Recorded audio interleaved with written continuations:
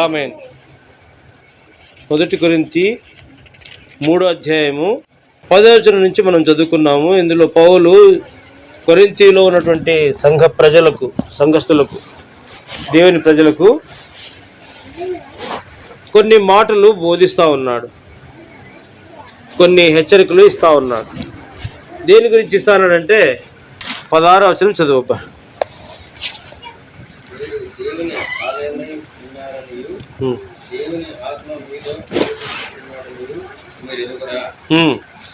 మళ్ళీ ఒకసారి 1 కొరింథీ 3వ అధ్యాయం 16వ వచనం.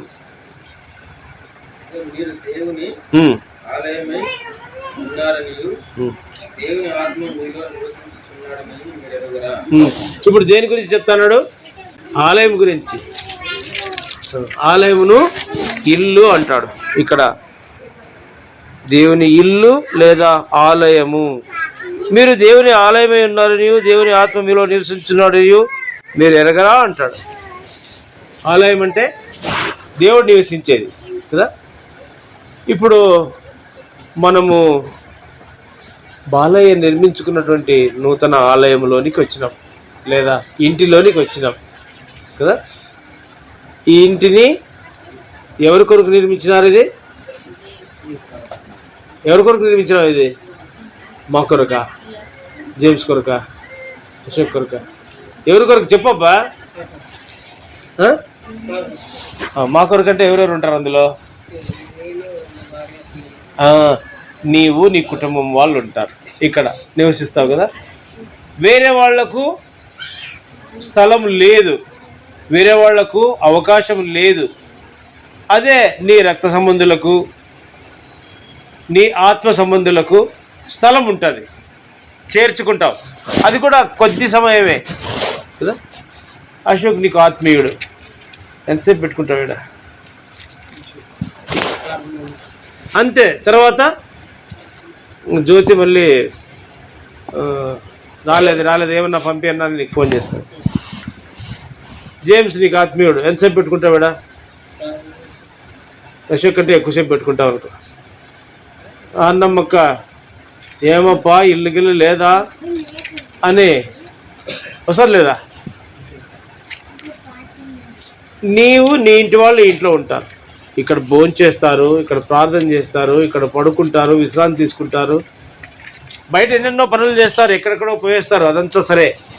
ఇక్కడ విశ్రాంతి, ఇక్కడ నెమ్మది, ఇక్కడ నీ కుటుంబానికి మరి సమాధానం ఉంటుంది. ఎక్కడికి పోయొచ్చిన అలసటంతా ఇక్కడ తీరుతుంది. ఇక్కడ శాంతి ఉంటుంది. ఏముంటుంది? శాంతి. ఇక్కడ ఆశీర్వాదం ఉంటుంది, ఇక్కడ నువ్వు ఆశీర్వదించబడతావు. అందుకే ఈ ఇంటిని గురించి, ఈ ఇంటిని పోలుస్తూ ఆత్మీయ ఇంటి గురించి మాట్లాడుతూ ఉన్నాడు పౌలు గారు. 1 కొరింథీ 3వ అధ్యాయంలో ఆలయం గురించి మాట్లాడుతున్నాడు కదా. దేవుని ఆలయం అంటున్నాడు. అది భౌతికమైనదా, ఆత్మీయమైనదా? ఆత్మీయమైనది. ఇది భౌతికమైన ఇల్లు, ఇక్కడ మనం నివసిస్తాం. ఒక్కొక్కరికి ఒక్కొక్క ఇల్లు ఉంటుంది. అశోక్ కూడా కట్టుకున్నాడు. బాలయ్య కంటే అశోక్ ఇల్లు బాగుంది, అశోక్ ఇల్లు కంటే అబ్రామ్ ఇల్లు బాగుంది, అబ్రామ్ ఇల్లు కంటే జేమ్స్ ఇల్లు ఇంకా బాగుంది. టైల్స్ గిల్స్ వేసి బాగా నీట్గా కదా. రైట్, మంచిదే. కానీ అందులో ఎవరు నివసించాలి? ఎవరికంటే వాళ్ళకి స్థానం ఇస్తావా? ఎవరికి ఇస్తావు? దేవుని బిడ్డలకి, దేవునికి అని మొదట దేవునికి సంబంధించిన వాళ్ళకి ఇస్తావు. రైట్. ఇంకా దేవుడు కాకుండా ఇంకెవరు ఉన్నారు లోకంలో? సాతానుడు ఉన్నాడు. సాతాను సంబంధికులకు అవకాశం ఇస్తే, మనం ప్రేమించే అవకాశం ఇస్తే ఏమవుతుందప్ప? మనకు నెమ్మది ఉంటుందా? మనకు ఆశీర్వాదం ఉంటుందా? లోక సంబంధమైన ఏదైనా ఉంటే మనకు సంతోషం, సమాధానం, నెమ్మది, శాంతి ఉంటుందా? పలకండి అయ్యా, ఉండదు. కనుక మనం జాగ్రత్త పడతాం. అపవిత్రతకు చోటు ఇస్తామా? అపవిత్రతకు చోటు ఇవ్వకూడదు. అందుకే కట్టేది కూడా చాలా జాగ్రత్తగా, చాలా విలువైనదిగా కట్టాలనుకుంటారు ఎవరైనా కానీ. తనకున్న దాంట్లో మేలైనదిగా కట్టాలనుకుంటారు. బాగుండేది కట్టాలనుకుంటారు. ఇక్కడ కొన్ని వస్తువుల పేర్లు చెప్తా వచ్చినాడు. ఏం చెప్పినాడంటే బంగారు, వెండి, వెలగల రాళ్ళు, కర్ర, కొయ్యకాలు. చూడండి అన్నమాట. వేయబడిన తప్ప మరొక పునాది ఎవడను వేయనేరడు, ఈ పునాది యేసుక్రీస్తే. ఎవడైనా నువ్వు ఈ పునాది మీద 12వ వచనం చదువు బాబు.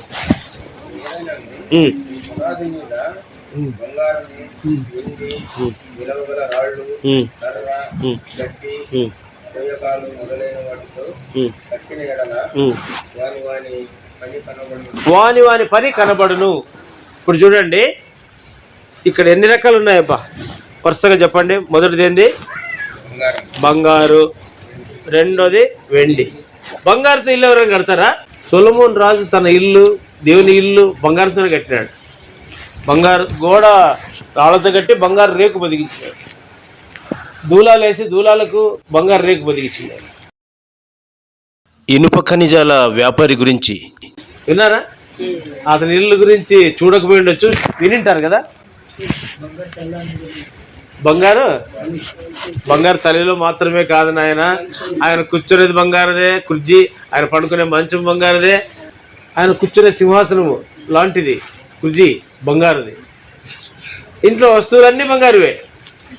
లేరంటావా భూమి మీద అట్లా? వల్ల ఒక ఆయన చనిపోయినాడు, ఇరాన్ అధ్యక్షుడు, అది కూడా చాలా పెద్దది.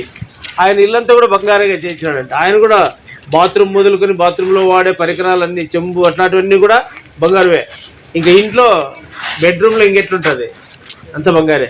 కనుక బంగారు కట్టించుకునే వాళ్ళు ఉన్నారు, మంచి విలువైన రాళ్లతో కట్టించుకునే వాళ్ళు, పాలరాతి గృహాలు,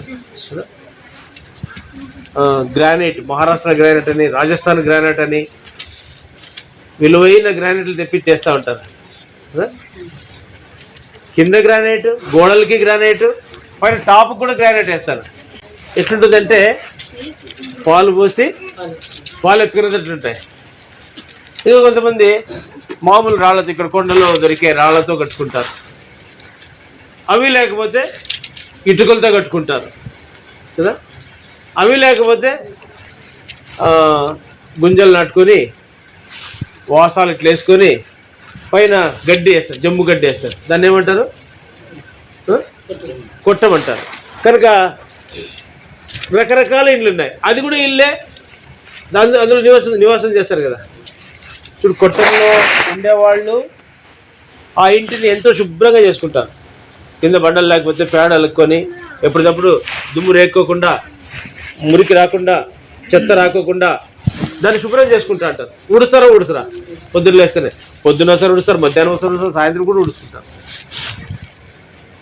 రాతి ఇంట్లో ఉండేవాళ్ళు, ఇటుకల ఇంట్లో ఉండేవాళ్ళు వాళ్ళు ఊడుస్తారు. బంగారు ఇంట్లో ఉండేవాళ్ళు వాళ్ళు కూడా ఊడుస్తారు. అందరూ దాన్ని శుభ్రం చేసుకునే పనిలోనే ఉంటారు. ఎవరెవరి ఇల్లు వాళ్లకు గొప్ప, విలువైనది కదా. నా ఇల్లు నాకే గొప్ప, నా ఇంటికి నేనే గొప్ప, నా ఇంటికి నేనే పెద్ద అంటారు కదా. ఎవరి వాళ్ళకి ప్రియమైనది. సరే, ఇక్కడ మనము సోదరుడు బర్నబాస్ ఇంట్లో ఉన్నాం. ఇది చాలా చక్కగా కట్టుకున్నాడు, విశాలంగా, ఆ పక్క ఈ పక్క అందరూ కూర్చోవచ్చు, అన్నిటికీ అనుకూలంగా ఉంది, సౌకర్యంగా ఉంది, సొంత స్థలం కదా. పౌలు అంటాడు ఆత్మీయ ఇంటి గురించి మాట్లాడతాడు. ఆత్మీయ ఇల్లు అంటే ఎక్కడ చెప్పండి? ఆత్మీయ ఇల్లు హృదయంలో, లేదా ఆత్మీయ ఇంటిలో ఎవరు ఉంటారు? యేసు ఉంటాడు. యేసు ఉంటాడా? ఉన్నాడా లేదా? ఉంటాడా? ఉన్నాడు. రైట్, యేసు ఉన్నాడు. యేసు ప్రభువు కొరకు ఇంటిని ఎట్లా కట్టుతున్నాం, అది ప్రాముఖ్యమైనది. మనం నివసించేదానికి ఇంటిని కట్టుకుంటున్నాం రకరకాలుగా విలువైన వస్తువులతో, మనకు చేతనైనంతగా. మై లెవెల్ బెస్ట్ అంటారు కదా, సాధ్యమైనంత చక్కగా, విలువైనదిగా, అందంగా, శుభ్రంగా ఉండేటట్టుగా నిర్మించుకుంటాం. ఆత్మీయమైన దానిని కూడా ప్రభువు కొరకు అదే విధంగా మనము నిర్మించాలి అంటారు. ఎవరు నిర్మిస్తారబ్బా? ఎవరికి వాళ్ళే నిర్మించాలి. నీ ఇల్లు ఎవరు నిర్మించినారు? అది సంగతి. జేమ్స్ వచ్చి నిర్మించినాడా? ఒకవేళ వచ్చింటే ఏమి ఇచ్చింటావు? కూలి ఇచ్చింటావు కదా. ఆ రమేష్ వచ్చి చేసేసిపోయా, ఆయనకి కూలి ఇచ్చినావా? ఎవరైనా వచ్చి ఉండొచ్చు. ఆ డబ్బు ఎవరిది? నీదే. అంటే నువ్వే నిర్మించుకోవాలి. ప్రయాస నీది, క్రయం నీది. నీ ఇంటిని ఎవరు కడతారు? ఆత్మీయ ఇంటిని ఎవరు కడతారు? ఎవరు కడతారు నీ ఇంటినబ్బా? నువ్వే కట్టుకోవాలా. మరి ఏమేమి కట్టుకుంటావు? అది మనకు కావాలి. ఇప్పుడు ఇక్కడ ఏమేమి ఉన్నాయంట? బంగారు ఉందంట. మొట్టమొదట విలువైనది బంగారుతో కట్టాలంట. తర్వాత వెండితో కట్టాలంట. మన చేత అవుతుందా? తర్వాత ఇంకేమవుతుంది? వెలగల రాళ్ళు ఎక్కడి నుంచి తెస్తాం? తర్వాత కర్ర, గడ్డి, అవే దొరుకుతాయి. అవి కూడా దొరకవా? దొరుకుతాయా? మరి ఇప్పుడు మనము ఈ ఇంటిని ప్రతిష్ఠ చేసే సమయంలో మన ఆత్మీయ ఇంటిని కూడా ఏం చేసుకోవాలా? ప్రతిష్ఠ చేసుకోవాలి. ఆత్మీయ ఇంటిని ప్రతిష్ఠ చేసుకొని భౌతికమైన ఇంటిని ప్రతిష్ఠ చేయాలి. ఆత్మీయ ఇంటిని ఏ విధంగా నిర్మించినామో ఎవరిది వాళ్ళకే తెలుసు. నీ ఇంటిని నువ్వు ఎట్లా నిర్మించినావు? నీ ఆత్మీయ ఇంటిని ఎట్లా నిర్మించినావు? బంగారంతో నిర్మించినావా? వెండితో నిర్మించినావా? తర్వాత వెలగల రాళ్లతో నిర్మించినావా? కర్ర, గడ్డి, కొయ్యకాలతో నిర్మించినావా? ఏది ఘనమైనది? ఏది ప్రభుకి ఇష్టమైనది? ఏది మనకిష్టమైనది? చెప్పండి. మనకిష్టమైనది ఏది? మనకిష్టమైనది చెప్పండి ముందుగా. ప్రభుకి ఇష్టమైనది తర్వాత చూద్దాం. అది కాదు. ప్రభు ఇష్టము మన ఇష్టము ఒకటేనా? కాదు. అది అందుకే అడుగుతాను. ఇది నీ ఇష్టం ఏది అని. ఇక్కడ 4-5 ఉన్నాయి. బంగారు, వెండి, కర్ర, కొయ్యకాలు, రాళ్ళు కదా. నీకేది ఇష్టము? రాళ్లతో నిర్మించేది ఇష్టం. ఓకే, అట్లుండు. నీకేది ఇష్టమన్నా? పెళ్ళతో, ఇటుకలతో. రైట్, మంచిది. నీకేది ఇష్టం అబ్బా? రాయలు. నీకేది ఇష్టమన్నా? సిమెంట్ పిల్లలు. ఏం బంగారు ఎవరికి ఇష్టం లేదా? ఒకరన్నా చెప్పరు బంగారు గురించి. వెండి గురించి చెప్పరే. రాళ్ళు అంటే ఈ కొండ రాళ్ళ లేకుంటే పాలరాతి రాళ్ళ, చలవ రాళ్ళ? అక్కడ విలువగల రాళ్ళు అని రాయబడింది. ఈ కొండరాళ్ళ గురించి కాదు. కొండరాళ్ళు, బండరాళ్ళు పునాదులకు వేస్తారు, మంచిదే. మీరు గమనించాల్సింది మాకు ఇష్టమైంది రాళ్ళు, పిల్లలు అని చెప్తున్నారు. సిమెంట్ పిల్లలు. ప్రభుకి ఏది ఇష్టమో అది కూడా గమనించాలి కదా. మన ఇష్టం ఒకటే కట్టుకుంటే సరిపోతుందా? మన ఇష్ట ప్రకారం కట్టుకుంటే సరిపోతుందా? ఇప్పుడు ఎట్లుంటుందంటే ఎందుకు చెప్తున్నానంటే, నేను ఆ ఇంట్లో ఉండేది ఎవరన్నా? నీ ఇంట్లో ఉండేది ఎవరు? హృదయం అనే ఇంట్లో ఉండేది ఎవరు? ఓకే. నీ ఇంట్లో ఉండేదానికి నువ్వు రాళ్ళు కట్టుకుంటావు, బాగుంది. నీ ఇంట్లో ఉండేదానికి నువ్వు ఉండేదానికి ఇటుకలతో కట్టుకుంటావు, బాగానే ఉంది. అది నీ ఇష్టము. మళ్ళీ ఆయన ఇష్టం ఎట్లుందో ఆయనకు తగినట్లు కట్టాలి కదా. ఆయన ఈ ఆలయంలో ఎవరుంటారు? మరి ఆయన ఇష్ట ప్రకారం కట్టాలా, మన ఇష్ట ప్రకారం కట్టాలా? మళ్ళీ అది చెప్పరే. అది కావాలా మనకు. ఆయనకు తగినట్లుగా కట్టుకోవాలి. మనం ఇష్టానుసారం కట్టుకునేది లేదు.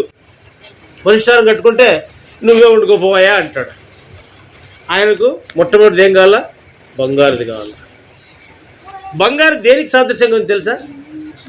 అది పరలోక సంబంధమైనది, పరలోకానికి సంబంధించింది. రెండోది పరిశుద్ధమైంది, పరిశుద్ధతకు గుర్తు. అంటే నీళ్ళు ఎట్లుండాలా? పరిశుద్ధంగా ఉండాలా, మొదటిది. రెండోది లోక సంబంధమైనది కాదు, పరలోక సంబంధమైనదిగా ఉండాలా. ప్రభు కొరకు నీవు నిర్మించే ఇల్లు లేదా నీ హృదయము ఎట్లుండాలా? పరిశుద్ధంగా ఉండాలా, పరలోక సంబంధమైనదిగా ఉండాలా.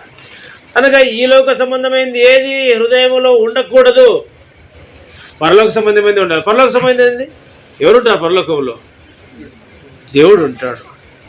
ఆయన ఈ హృదయంలో ఉండాలని కోరుతున్నాడు. ఆయన భూమిని, ఆకాశం, సమస్తను సృష్టించినాడు. కానీ ఆకాశ మహాకాశములు పట్టజాలని గొప్ప దేవుడే కానీ ఎక్కడుంటాడంట? ఆయన విరిగి నలిగిన హృదయంలో ఉంటాడంట. మనము విరిగి నలిగిన హృదయం ఈ వెండికి గుర్తుగా ఉంది, బంగారు పరిశుద్ధత గుర్తుగా ఉంది, వెండి కూడా మరి పరిశుద్ధతకి గుర్తుగా ఉంది. తర్వాత వెలగల రాళ్ళు. వెలగల రాళ్ళు అంటే అవి సులభంగా వస్తాయా? ఎంతో క్రయం చెల్లించాలా, ప్రభు కొరకు మనం ప్రయాసపడాలా. పరిశుద్ధత ఊరికే వస్తుందా? పరలోక సంబంధం ఊరికే వస్తుందా? మనం ఇంట్లో ఎన్నిసార్లు శుభ్రం చేస్తాం? పొద్దున్న సాయంత్రం వరకు 2 సార్లు చూస్తాం కదా. పొద్దున ఒకసారి, సాయంత్రం ఒకసారి శుభ్రం చేస్తాం కదా. వరకుతో ఊడుస్తారు కదా అక్కలు ఊడిసిపోతే అన్నోళ్ళు కూడా ఊడుస్తారు. మా జేమ్స్ అయితే ఇంట్లో ఊడుస్తాడు, మందిరంలో ఊడుస్తాడు, ఆఫీస్లో కూడా ఊడుస్తాడు, ఆఫీస్ బయట కూడా ఊడుస్తూ ఉంటాడు. ఎందుకు? శుభ్రంగా ఉండాలి. అన్నీ ఊడిసినప్పుడు హృదయంలో శుభ్రంగా లేకపోతే ఎట్లా? హృదయం కూడా ఊడుచుకోవాలి కదా. ప్రతి ఒక్కరు ఊడ్చుకోవాలా, శుభ్రంగా ఉండాలా, పరిశుద్ధంగా ఉండాలని ప్రభు పౌలు ద్వారా మనతో మాట్లాడతారు. మనము ఏ విధంగా నిర్మిస్తున్నాం? దేవునికి స్తోత్రం. మీరు చెప్పలే గడ్డి కొయ్యకలతో కట్టుకుంటామని, రాళ్లతో పిల్లలతో అన్నారు. అవి కొంచెం నిలబడతాయి, మీడియం అవి. ప్రభు యొక్క కోరిక ఉన్నతమైనది, అంతకంటే తక్కువది మనం కోరుకున్నది రాయి, ఇంకా తక్కువది కర్ర, గడ్డి, కొయ్యకాలు అన్నట్టు ఉన్నాయి కదా, అవి కాలిపోతాయంట. ప్రతి దానిని అగ్ని పరీక్షిస్తుందంట. నీలో ఏమి కట్టబడింది అనేది ఎవరు చెప్తారు నాయన? నీకు తెలుసు, దేవునికి తెలుసు, నాకు తెలుసా? బాలయ్య ఆలయము దేవునికి ఏ విధంగా కడుతున్నాడో బాలయ్యకి తెలుసు. అది కంటికి కనపడదు, నాకు కనబడుతుందా? జేమ్స్ తన హృదయం అనేటువంటి ఆలయమును దేవుని కొరకు కడతా ఉన్నాడు. తనకు తెలుసు ఎవరితో కడుతున్నాడో, దేవునికి తెలుసు. వేరే వాళ్ళకి కనబడుతుందా? కనబడదు. మనం ఏం చెప్తే అదే బయట వాళ్ళకి. నేను బంగారుతో కట్టుకున్నాను అని చెప్పొచ్చు మనం, నేను వెండితో కట్టుకున్నానని చెప్పొచ్చు మనము. తర్వాత రాళ్లతో, వెలగల రాళ్లతో, చిత్రకారుని పని అయినటువంటి విధానములో చాలా చక్కగా మలచి అందంగా కట్టినానని చెప్పొచ్చు. అక్కడ ఏముండొచ్చు? బంగారే ఉండొచ్చు, లేదా గడ్డితోనే ఉండొచ్చు. గడ్డితో కట్టినవాడు బంగారుతో కట్టినానని చెప్పొచ్చు, బంగారుతో కట్టినవాడు తగ్గించుకొని ఎట్లనే చెప్పొచ్చు, ఏదో నాకు చేతనంత మాత్రం కట్టినానబ్బా అని చెప్పొచ్చు. అట్లా కూడా చెప్తారు కదా. నేను చూడంగా సాధారణంగా పెద్ద పెద్ద గృహాలు నిర్మించిన వాళ్ళు ఏదో చేతనంత మాత్రం ఇట్లా చేసినారబ్బా, మళ్ళీ పిల్లవాళ్ళు వాళ్ళు ఎట్లా దీన్ని కాపాడుకుంటారో లేదో అంటారు. ఇంకా కొంతమంది నేను కట్టినాను, ఇంకా నా అంత మునగాడే లేదు, అంత ఇంతగా కట్టేవాడే లేడు అని చెప్తారు. మరుసటి రోజే లేదా మరుసటి సంవత్సరమే దానికంటే పెద్దది, దానికంటే గొప్పది పక్కలో పడుతుంది. అప్పుడు ఇది చిన్నగా అయిపోతుంది. అది ఇంకా విలువ, దాని గురించి పెద్దగా పట్టించుకోరు అన్నమాట. అట్లాంటివి కూడా ఉంటాయి. కనుక మనము ఆత్మీయ విషయమై ఎట్లా కడుతున్నామో అవి నిలబడేవే, ఉండేటివే, కాలిపోయేటివే చూసుకోవాలి. ఎవరు పరీక్ష చేస్తారంట? అగ్ని చేత దేవుడు పరీక్ష చేస్తారంట. ఫిబ్రవరి 12, 28, 29 కలిసి ఉన్నాయి, చదవండి. అందువలన నిశ్చలమైన రాజ్యమును పొంది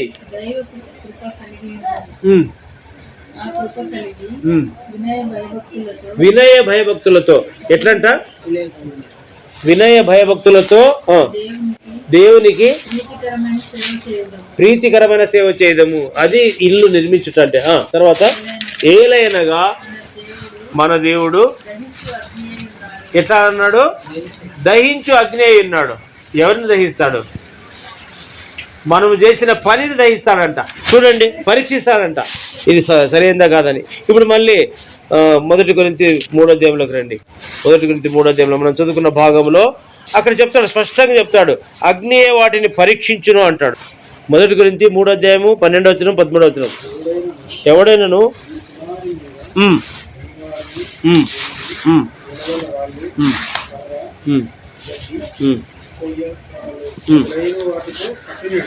ఏదంతనైనా కట్టిన ఎడలా వాని పని కనబడుతుంది. బాలయ్య చేసిన పని కనబడుతుంది, మనుషులకు కూడా కనబడుతుంది, దేవునికి కనబడుతుంది. జేమ్స్ చేసిన పని దేవునికి కనబడుతుంది, జేమ్స్కి కనబడుతుంది, మనుషులకు కూడా కనబడుతుంది అంటే ఇక్కడ రాయబడింది.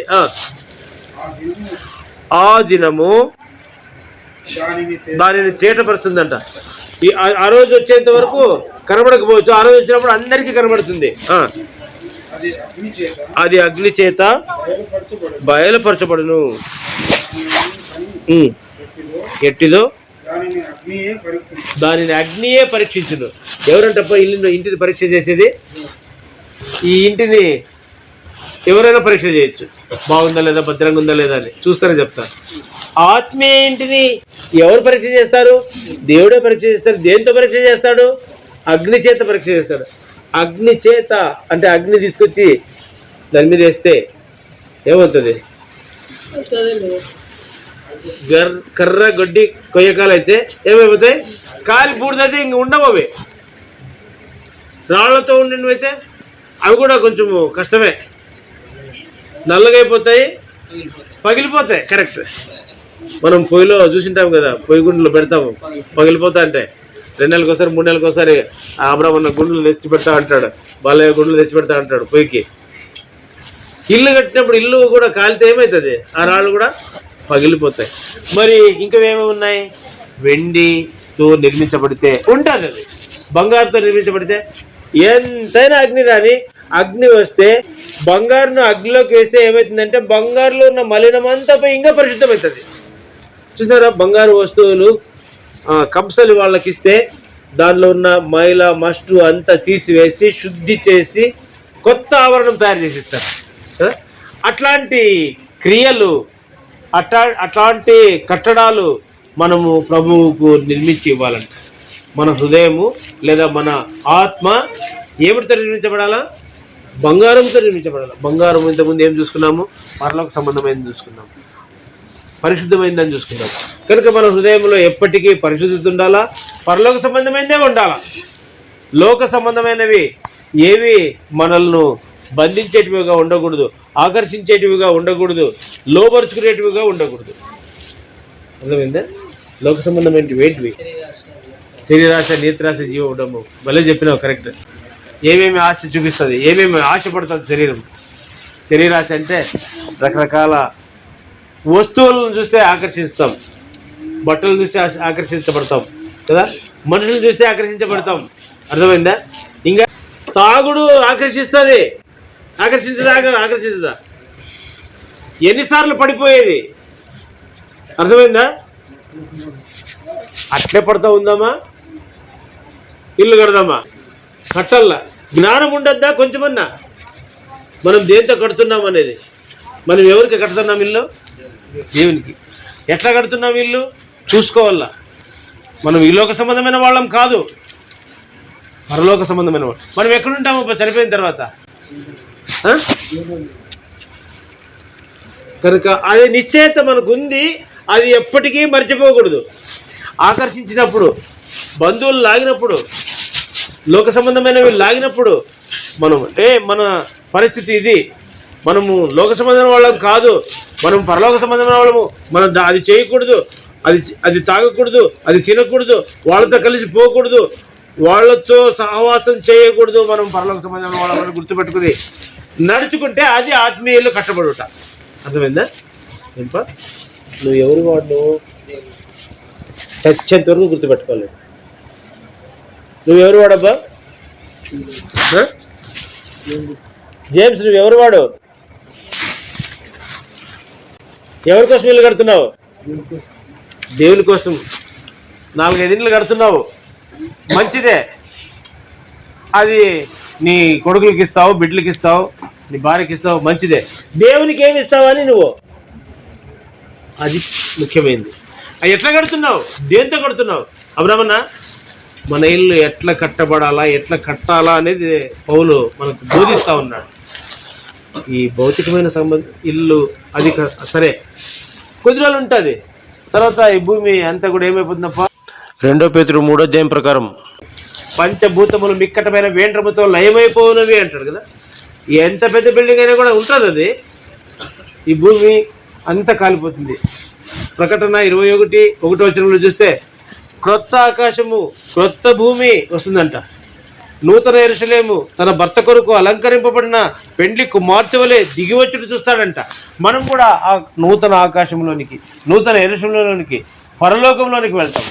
అదే ప్రకటన 21వ అధ్యాయం 18వ నుంచి చూస్తే మన కొరకై సిద్ధపరచబడిన ఇల్లు అక్కడ నిర్మించబడింది కదా. యోహాను సువార్త 14వ అధ్యాయంలో 1వ వచనంలో చెప్తాడు, మీ హృదయములు కలవరపడనీయకుడి, నా తండ్రి ఇంట అనేక నివాసములు మీకు కొరకు నా తండ్రి ఇంట అనేక నివాసములు కలవు, నేను మీకు స్థలము సిద్ధపరచ వెళ్ళుచున్నాను అంటాడు. కనుక మన స్థలం అక్కడుంది, మన పౌరస్థితి ఎక్కడుంది, మనకు దేవుడు ఆల్రెడీ అక్కడ నిర్మించినాడు. దేవుని కొరకు మనం ఇక్కడ ఏమేమి ఎట్లా నిర్మిస్తామో అక్కడ మనకు గదులు లేదా ఇల్లు నివాసములు నిర్మించబడతా ఉంటాయి.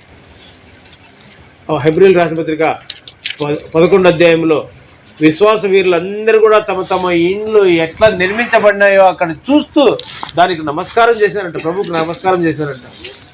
చూడండి, వాళ్ళు దూరం నుంచి చూసి ప్రభువుకు వందనములు చేశారంట. హెబ్రీయులకు రాసిన పత్రిక 11వ అధ్యాయము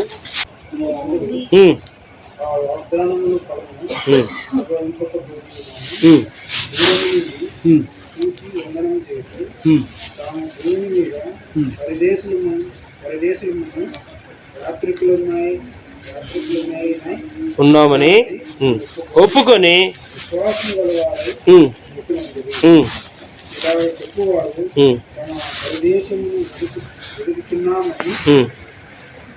విశుద్ధపరచుచున్నారు కారా, వారు ఏ దేశం నుండి వచ్చారో ఆ దేశమును జ్ఞాపకమందు ఉంచుకున్న మరలా వెళ్ళటకు వారికి వీలు కలిగి ఉండును. ఎట్లుండాలంట? జ్ఞాపకం ఉంచుకోవాలంట. మనం ఎక్కడి వారు మనకి జ్ఞాపకం చేసుకోవాలా, మనం దేవుని బిడ్డలు మనకి జ్ఞాపకం చేసుకోవాలా, మన హృదయంలో దేవుడు నివాసం చేస్తున్నాడు అని జ్ఞాపకం పెట్టుకోవాలి ఎప్పుడు. కనుక దేవుడు నివాసం చేసే ఇంటిని ఎంత జాగ్రత్త పరచుకోవాలి. మన ఇంటినే మనం ఎంత జాగ్రత్త పరుచుకుంటాం కదా.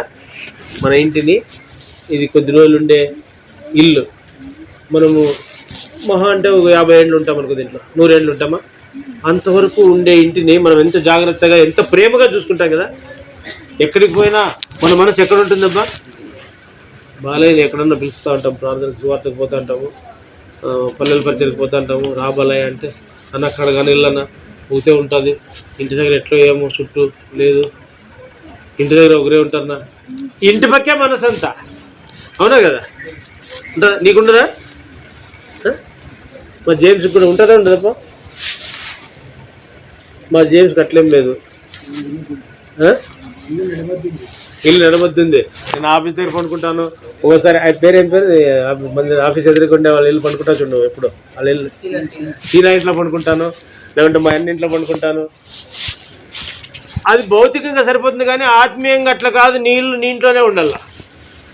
అర్థమైందా?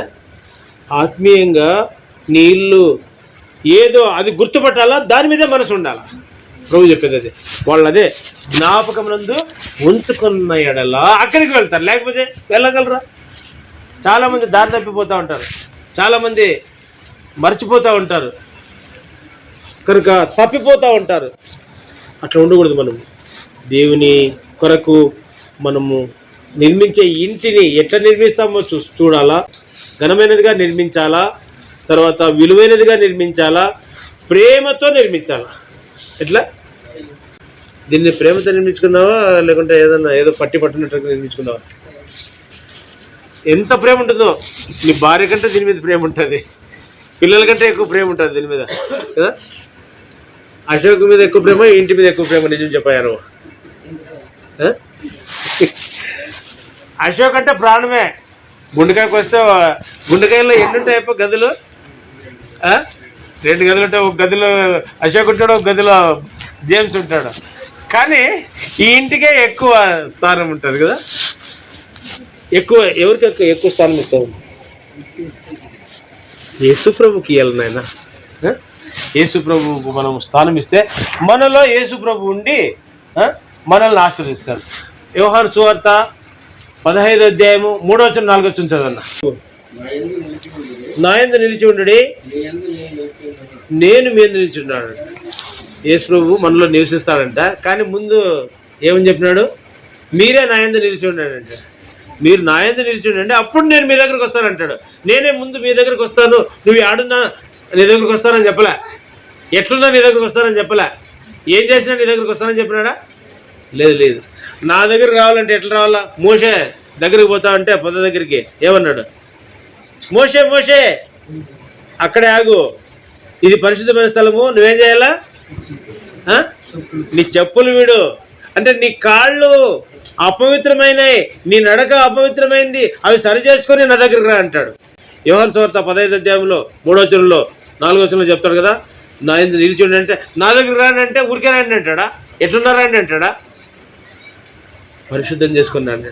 ప్రయాసపడి భారం మోసుకునితున్న సమస్యలను నా దగ్గర రండి అంటాడు. ఎట్లా వస్తాం మనము? ఆయన దగ్గరికి వచ్చి మన పాపముల విషయమే ఒప్పుకోవాలి. మొదటి యోహాను పత్రిక 1వ అధ్యాయం 9వ వచనంలో ఏమంటాము? మన పాపములను మనము ఒప్పుకునే యెడల ఆయన నమ్మదగిన వాడు, నీతిమంతుడు కనుక సమస్త దుర్నీతి నుండి మనల్ని ఏం చేస్తాడు? మనల్ని పవిత్రులుగా చేయును. కనుక పవిత్రులుగా చేసి ఆయన మన హృదయంలోకి వస్తాడు. ముందు ఆయన ఇప్పుడు వచ్చినాము కట్టి చంద్రలేదు, నీళ్ళకి అంతా క్లీన్ చేసినారు, అంతా శుభ్రంగానే ఉంది, శుభ్రం కొట్టినారు, అంతా అయిపోయింది. అట్లే రావచ్చు కదా, అట్లే మనల్ని పిలిచవచ్చు కదా. ఉండన్నా అని చెప్పేసి అంతా కడిగింది. ఆయన కడిగి తర్వాత చేపలు పరిచింది కదా. ప్రభువు మనకు కావాలంటే మనం దినదినము శిలువ రక్తము చేత శుద్ధి చేయబడుతూ ఉండాలి. ప్రభువా నీ రక్తం ప్రోక్షించు, నేను చూపు ద్వారా అపవిత్రమైనాను, నీ రక్తం ప్రోక్షించు, మాట ద్వారా అపవిత్రమైనాను, నీ రక్తం ప్రోక్షించు, లోకపు ఆకర్షణ వలన నేను అపవిత్రమైనాను, నన్ను క్షమించు, నీ రక్తంతో శుద్ధి చేయి. ఏమేం చేస్తున్నామో, ఏమేం మాట్లాడుతున్నామో, మాటల ద్వారా క్రియల ద్వారా ఎట్లా అపవిత్రమవుతున్నామో అవి గుర్తుంటాయి, మనకు తెలుస్తాయి. దేవుడు ఒప్పిస్తాడు. కనుక వాటిని శుద్ధి చేయి ప్రభు అని శుద్ధి చేసుకుని ప్రభువును మన హృదయంలో నిలుపుకునేవారుగా ఉండాలి. మన హృదయంలో సింహాసనము ఎవరికి వేయాలా? దేవునికే వేయాలి. సాతానుడు లోపలికి వచ్చేదానికి ఎంతో ప్రయత్నం చేస్తూ ఉంటాడు. వానికి ఎట్టి పరిస్థితుల్లో అవకాశం ఇవ్వద్దు. నువ్వు పరలోక సంబంధి, ఆత్మ సంబంధి, లోక సంబంధమైన ఆకర్షణలకు చోటు ఇవ్వకూడదు. దేవుడు మనకు అట్లు సహాయం చేయను కాక తాను మనలో నివసించి, ఈ ఇంటిలో నివసించి మనకు ఆశీర్వాదము, ఈ ఇంటికి ఆశీర్వాదము, నెమ్మది, శాంతి, సమాధానము ఆయన రాకడ పర్యంతము అనుగ్రహించునుగాక. ప్రార్థన చేస్తాం. ఒక ఇద్దరు ప్రార్థన చేయండి. ఒక సహోదరుడు, ఒక సహోదరి.